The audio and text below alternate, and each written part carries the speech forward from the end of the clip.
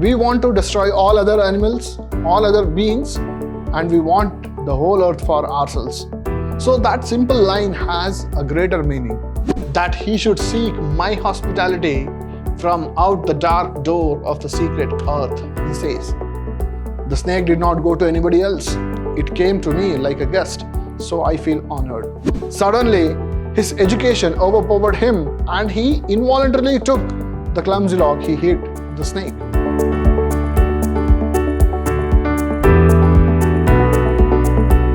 Hello students, I am Anil, Assistant Professor of English, Vidhyaashram First Grade College, the Temple of Excellence, MYSURU.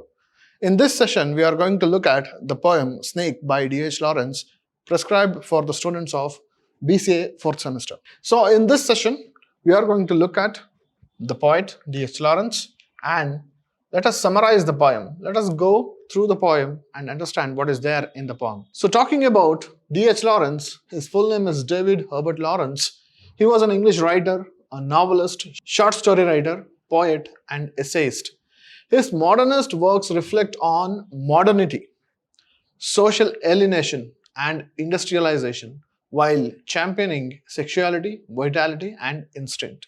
His best-known novels, Sons and Lovers, The Rainbow, Woman in Love, and Lady Chatterley's Lover, were the subject of censorship trials for their radical portrayal of sexuality and use of explicit language. This man is known for this kind of controversy. So let us see what is there in this poem titled Snake.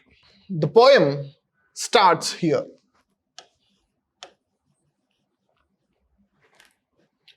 A snake came to my water trough on a hot day, and I in pajamas for the heat to drink there. A snake came to my water trough on a hot day, and I in pajamas for the heat to drink there. So when he went to get some water from the water trough, there was a snake already. So he says, in the deep, strange scented shade of the great dark carob tree, I came down the steps with my pitcher and must stand and wait, for there he was at the trough before me. So he says, I also went there to fetch some water. But what happened now? He is standing there waiting like a second comer. He reached down from a fissure in the earth wall in the gloom and trailed his yellow-brown slackness soft belly down over the edge of the stone trough. So he explains how that snake was on the water trough and how it looked yellow and brown slackness, and the belly was very soft.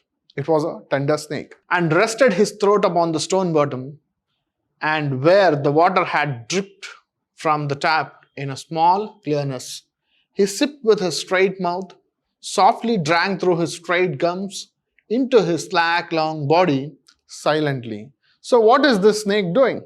It is drinking water from the trough. It had a long, slack body, and it was drinking water from the trough. The water was spilled with dripping off the tap. Someone was before me at my water trough, and I, like a second comer, waiting. Now this snake had already come. That is the first one.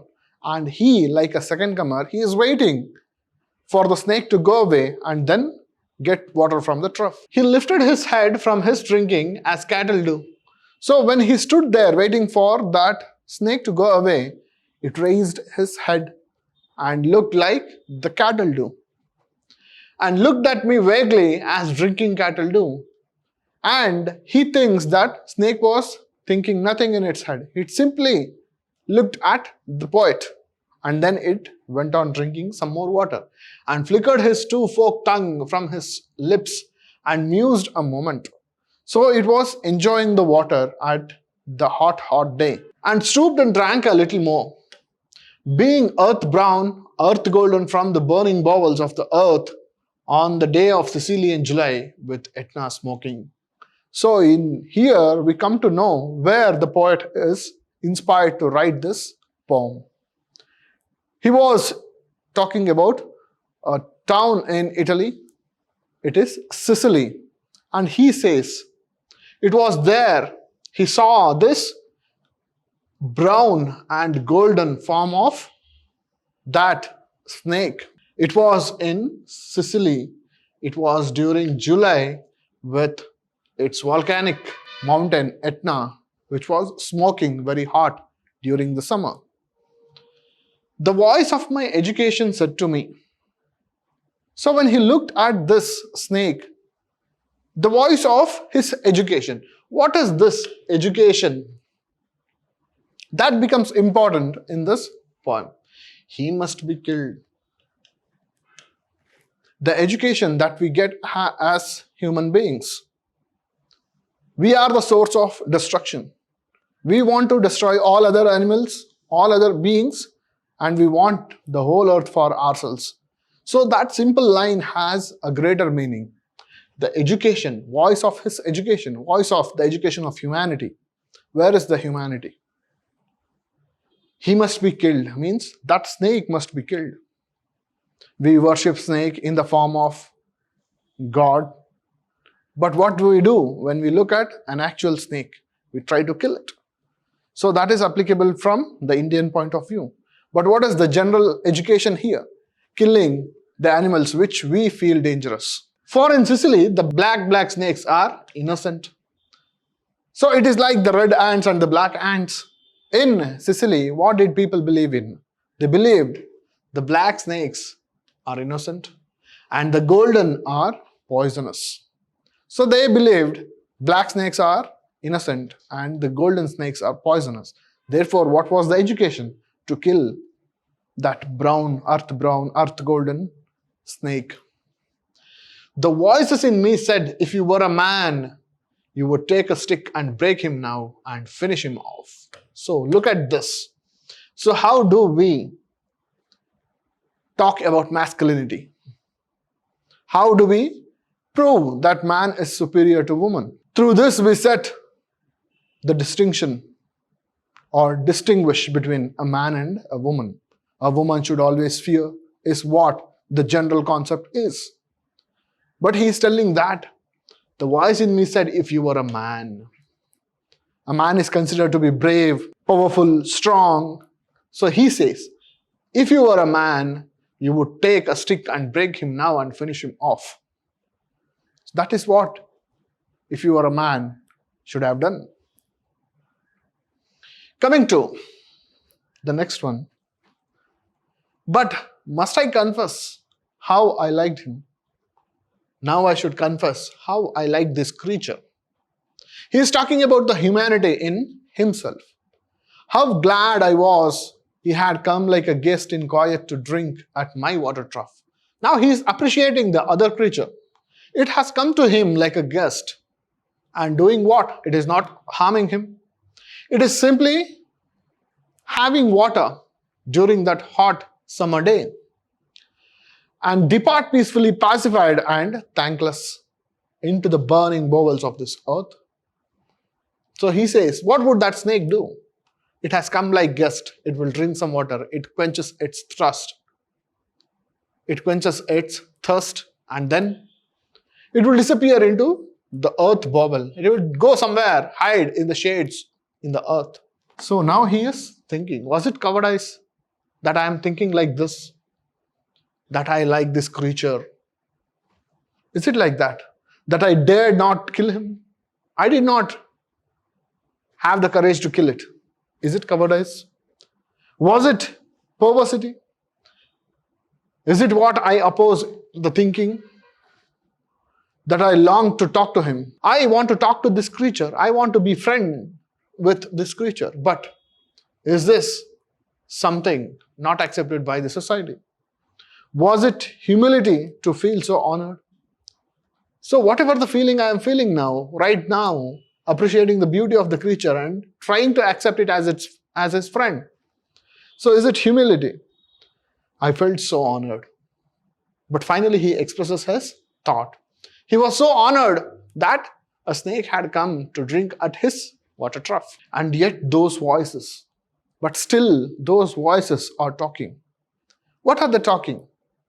If you were not afraid, you would kill him. The education, the voice of his education, his means the entire humanity's education. He says, The voice in me yet again, they spoke. If you are not afraid, you would kill him.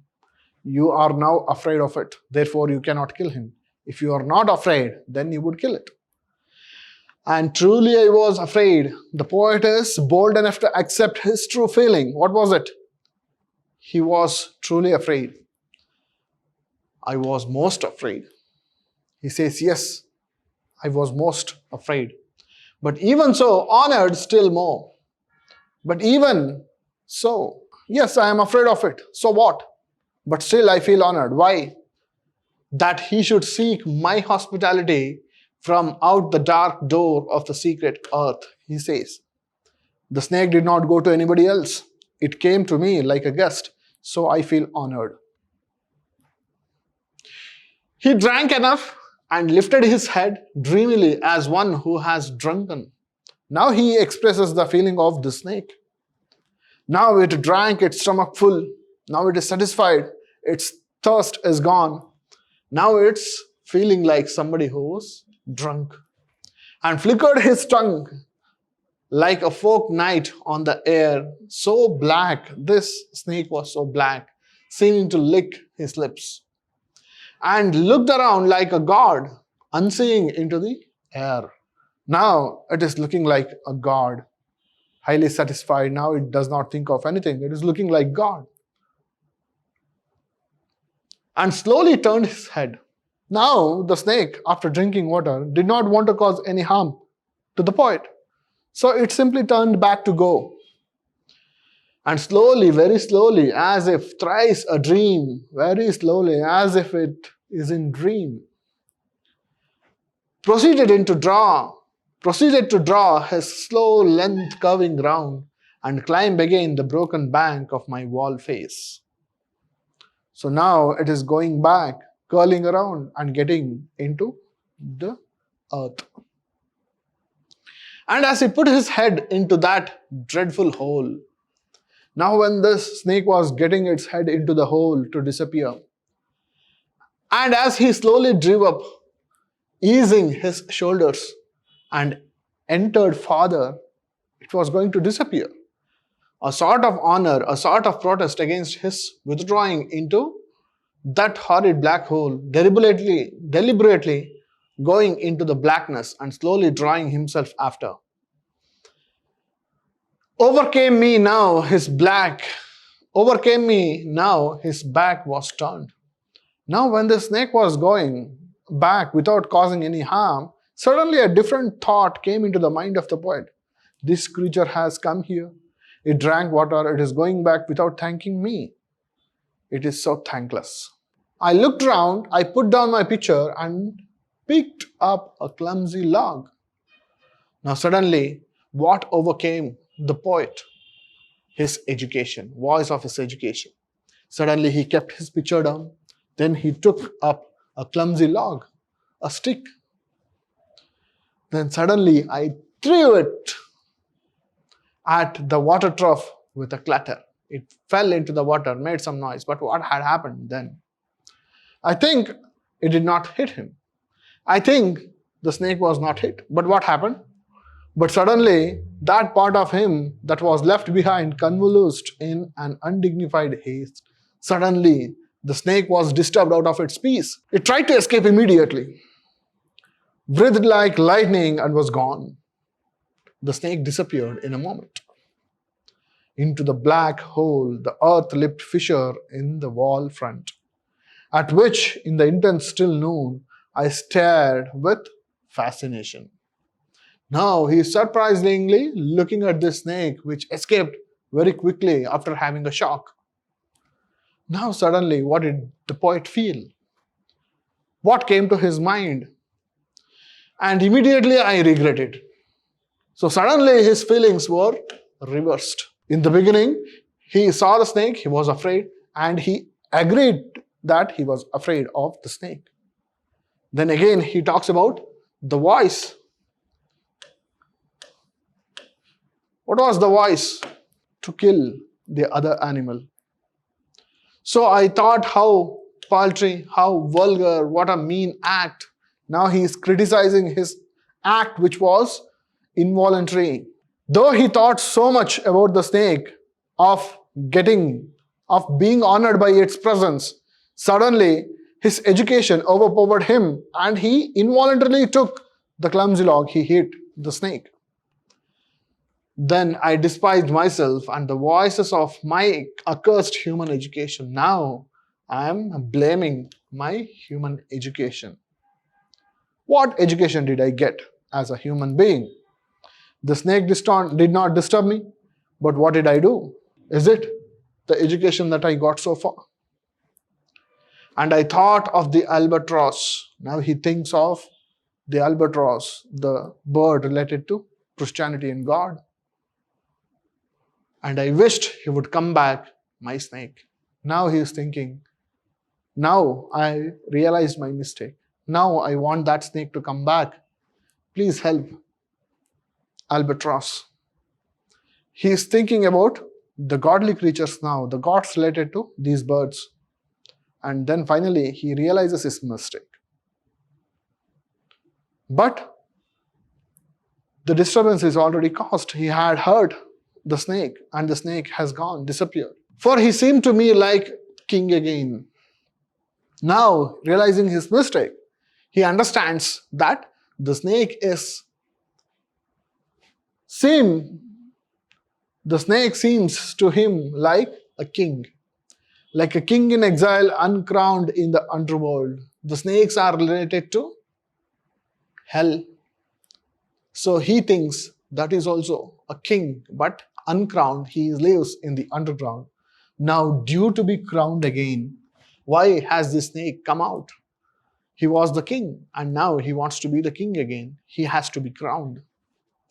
And so I missed my chance with one of the lords of life. So he says even the snake has its own divine powers related to life, related to gods. So now I missed a chance. Why? Because I disturbed it. And I have something to expiate. Now I have something to realize. Say, what is it? A pittance. The mistake he did is regretting to his situation. He thought highly of the creatures of God. Then suddenly what happened? The human education turned his feelings upside down. And finally what did he do?